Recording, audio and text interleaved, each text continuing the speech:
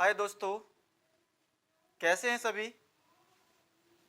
दोस्तों, जैसा कि आप सभी जानते हैं कि जो हमारी इंग्लिश होती है उसकी जो सबसे बड़ी मेन प्रॉब्लम हमारे साथ होती है वो होती है वोकैब को लेकर के।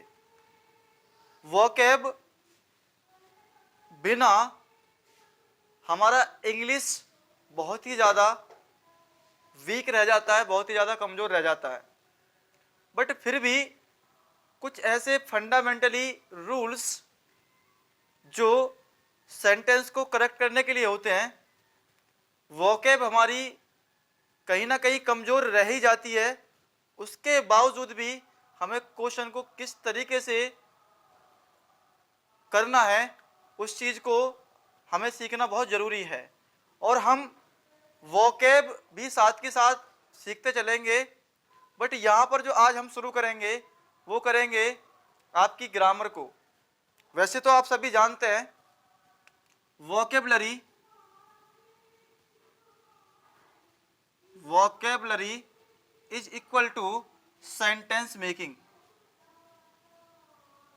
Sentence making, vocabulary is equal to sentence making. यहां पर जो आज हम बात करेंगे दोस्तों, यहां पर आज हम बात करेंगे टेंस की। What's mean of the tense? Tell me about this point. This point is tense. This point is tense. क्या मतलब होता है टेंस का? दोस्तों, आप ये भली भांति जानते हैं कि जब हम ग्रामर में कोई भी चीज पढ़ते हैं तो कहीं ना कहीं वर्ब की फॉर्म हमें प्रॉब्लम क्रिएट करती है। वर्ब की फॉर्म हमें कहीं ना कहीं प्रॉब्लम क्रिएट करती है।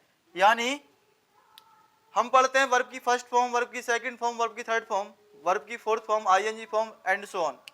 बट अगर वर्ब की फॉर्म ना होती तो हम ये एनालाइज नहीं कर पाते कि हम कौन से टाइम की बात कर रहे हैं, प्रेजेंट की बात कर रहे हैं, फ्यूचर की बात कर रहे हैं या पास्ट की बात कर रहे हैं। यानी मेरा कहने का मतलब ये है कि कहीं ना कहीं टेंस का जो मतलब होता है वो होता है दोस्तों the form of verbs. The form of verbs. The form of verbs.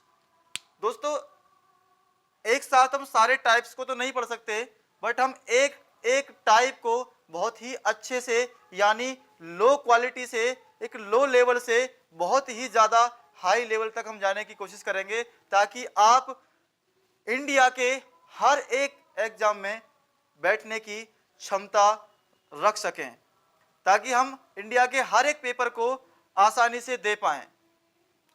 Tense का मतलब होता है द फॉर्म ऑफ वर्ब्स। दोस्तों, चीजें वो पढ़ें जो आपको कम से कम समझ में आए। उसका पढ़ने का क्या फायदा जो हमें समझ में ही ना आए। Knowledge is beauty that exchange your personality. तो ज्ञान ही वह सुंदरता है जो हमारे व्यक्तित्व को निखार सकता है। तो बात करते हैं दोस्तों, टेंस आप जानते ही हैं। टेंस आपके 3 टाइप्स होते हैं, यानी past tense, past tense and present tense. Past tense, present tense and future tense. Future tense, past past present and future.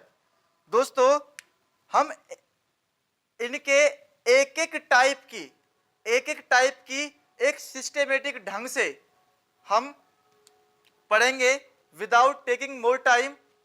समय बिना बर्बाद किए हुए हम टॉपिक को आगे बढ़ाते हैं। और इसमें हम सबसे पहले जो पढ़ेंगे वो पढ़ेंगे प्रेजेंट इंडेफिनिट टेंस को। PRESENT, present indefinite tense. दोस्तों, इनके अलग अलग फोर फोर पार्ट्स होते हैं। जैसे यहाँ पर प्रेजेंट की हम बात कर रहे हैं, तो प्रेजेंट का फर्स्ट टाइप है प्रेजेंट इंडेफिनिट टेंस। दूसरा होता है दोस्तों प्रेजेंट कंटिन्यूअस टेंस। तीसरा होता है प्रेजेंट परफेक्ट टेंस। और फोर्थ पार्ट इसका होता है प्रेजेंट परफेक्ट कंटिन्यूअस टेंस। इसी प्रकार पास्ट के होते हैं और इसी प्रकार फ्यूचर के होते हैं।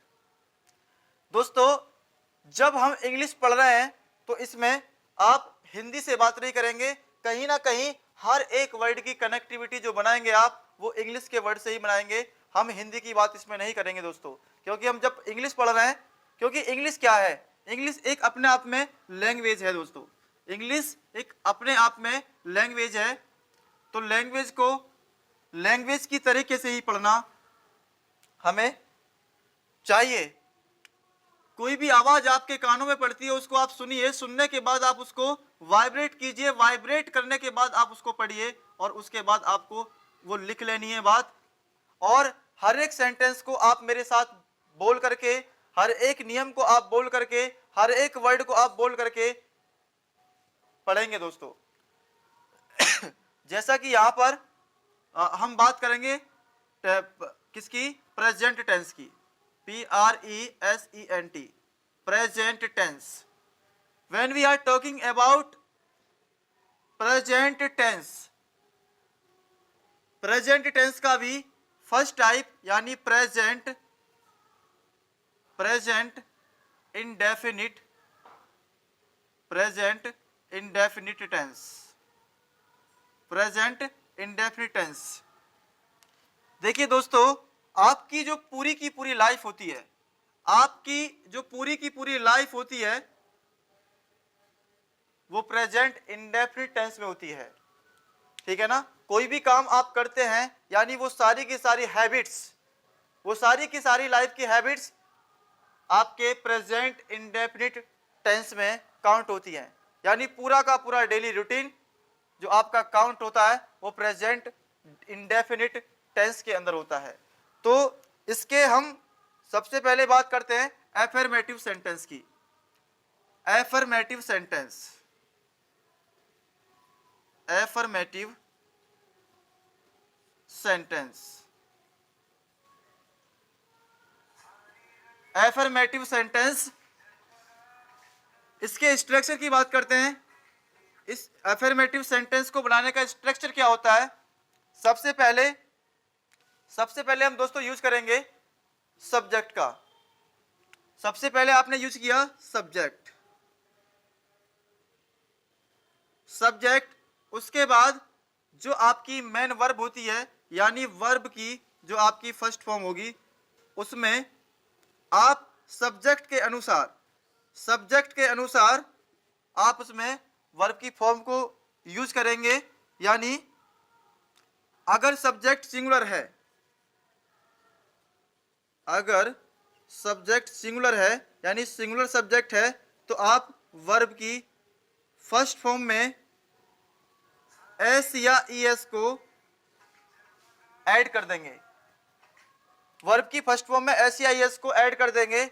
अगर सब्जेक्ट आपका प्लूरल है, प्लूरल, तो आप इसमें केवल यूज जो करेंगे वो वर्ब की फर्स्ट फॉर्म ही यूज करेंगे दोस्तों, वर्ब की फर्स्ट फॉर्म यूज करेंगे। यानी यहां पर वर्ब की फर्स्ट फॉर्म या प्लस एस या ES with the help of with the help of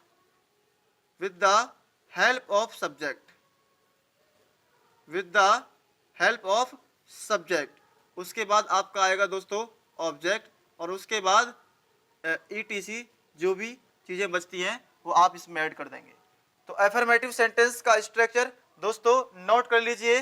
दोस्तों नोट्स जरूर बनाएं दोस्तों, अगर अपने आप को यूज ना किया तो आप लूज हो जाएंगे कहीं ना कहीं। तो अपने आप को यूज करते रहें दोस्तों और नोट्स प्रॉपर वे में आप बनाते रहें। तो दोस्तों एफर्मेटिव का स्ट्रक्चर आपने नोट कर लिया होगा। आगे हम बात आपसे करेंगे, जैसे यहां पर हम बात करें तो सब्जेक्ट हमारे अलग अलग होते हैं। सब्जेक्ट एक कौन सा होता है, एक आपका सिंगुलर सब्जेक्ट होता है, सिंगुलर सब्जेक्ट, और दूसरा आपका होता है दोस्तों प्लूरल सब्जेक्ट।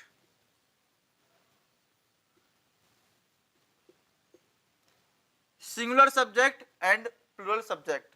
सिंगुलर सब्जेक्ट के कैटेगरी में जो काउंट होंगे वो आपके होंगे जैसे ही, सी, इट, या कोई भी सिंगल नेम,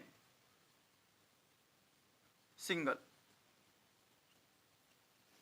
यानी जो भी सिंगल चीज होगी, जो भी सिंगल की आपसे बात करेगा वो सभी की सभी काउंट होंगी किसमें, सिंगुलर में। और प्लूरल की हम आपसे बात करें तो जैसे आपका यू, वी,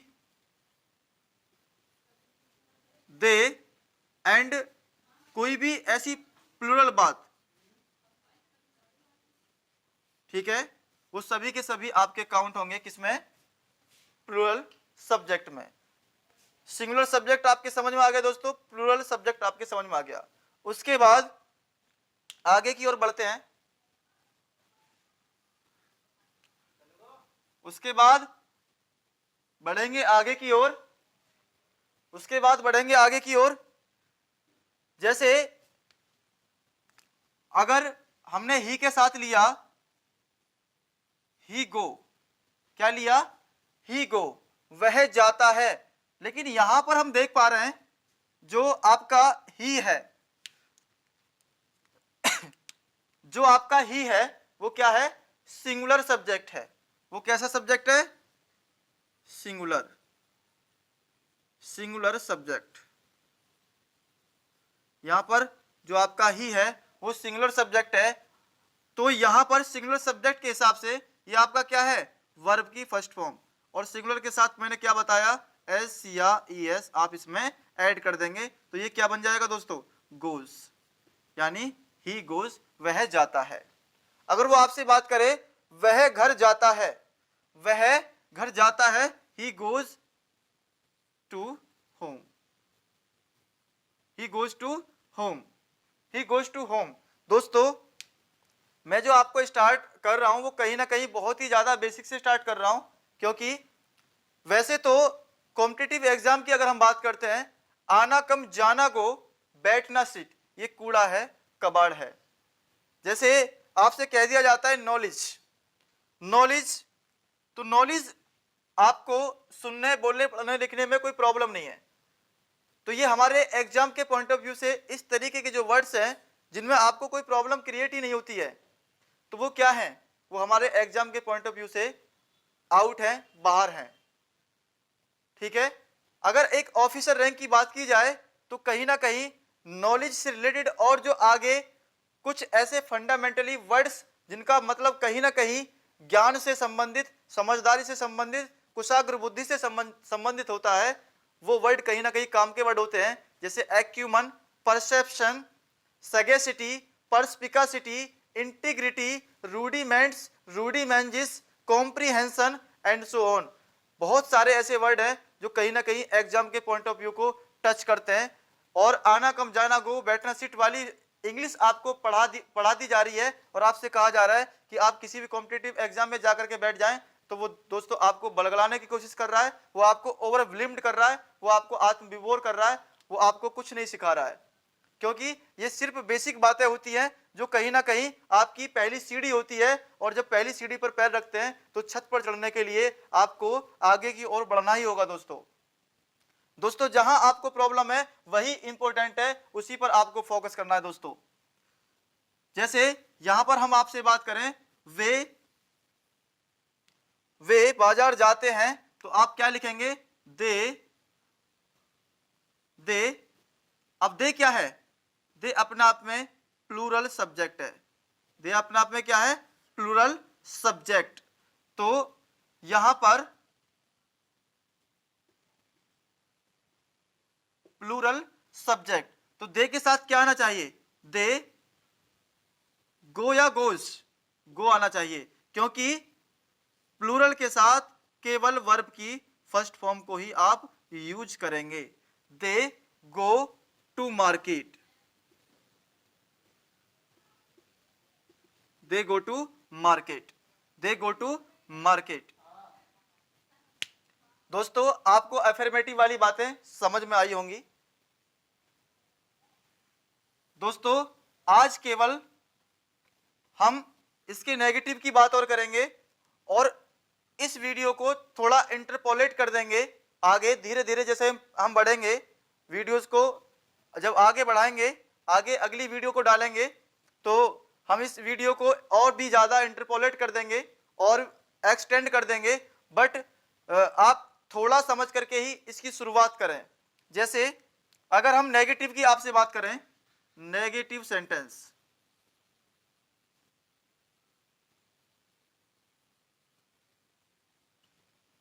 नेगेटिव सेंटेंस, तो इसमें क्या करेंगे, सबसे पहले आपको सब्जेक्ट यूज करना है, सब्जेक्ट, उसके बाद आप with the help of subject, according to the subject, subject के अनुसार डू या डज का आप यूज करेंगे। और नेगेटिव में आप केवल वर्ब की फर्स्ट फॉर्म का ही यूज करेंगे, उसके बाद आपका क्या आएगा दोस्तों, ऑब्जेक्ट। ठीक है, प्लस एक्स्ट्रा बातें जो भी फ्लुएंट के हिसाब से आती हैं वो आप इसमें ऐड कर देंगे। सॉरी, यहां पर सॉरी नेगेटिव की हम आपसे बात कर रहे हैं, तो डू या डज और प्लस क्या आएगा, नॉट आएगा। दोस्तों सब्जेक्ट प्लस डू या does plus not plus verb की फर्स्ट फॉर्म प्लस ऑब्जेक्ट। देखिए दोस्तों, अगर आप इसको कॉन्ट्रैक्ट करना चाहें, आप एक साथ बोलना चाहें, इसका कॉन्ट्रैक्शन करना चाहें, तो आप इसको डोंट या डजेंट, डोंट या डजेंट से भी आप इसको प्रोनाउंस कर सकते हैं। सब्जेक्ट प्लस डोंट या डजेंट प्लस वर्ब की फर्स्ट फॉर्म प्लस ऑब्जेक्ट। दोस्तों जैसा कि आपने सब्जेक्ट के हिसाब से देखा कि प्लूरल के साथ आप क्या यूज करेंगे, वर्ब की फर्स्ट फॉर्म यूज करेंगे। तो देखिए दोस्तों, यहां पर आपने डू ही यूज किया है, और सिंगुलर के साथ आप एस या एस का यूज करेंगे, तो इसलिए सिंगुलर के साथ आपको क्या लगाना है, डज नॉट या डजेंट आप यूज करेंगे। ये किसके साथ यूज होगा, सिंगुलर के साथ यूज होगा, सिंगुलर सब्जेक्ट के साथ यूज होगा, और डोंट आपका प्लूरल के साथ, प्लूरल सब्जेक्ट के साथ आप यूज करेंगे। तो दोस्तों जैसे अगर कोई सेंटेंस लेना चाहें तो आप ले सकते हैं।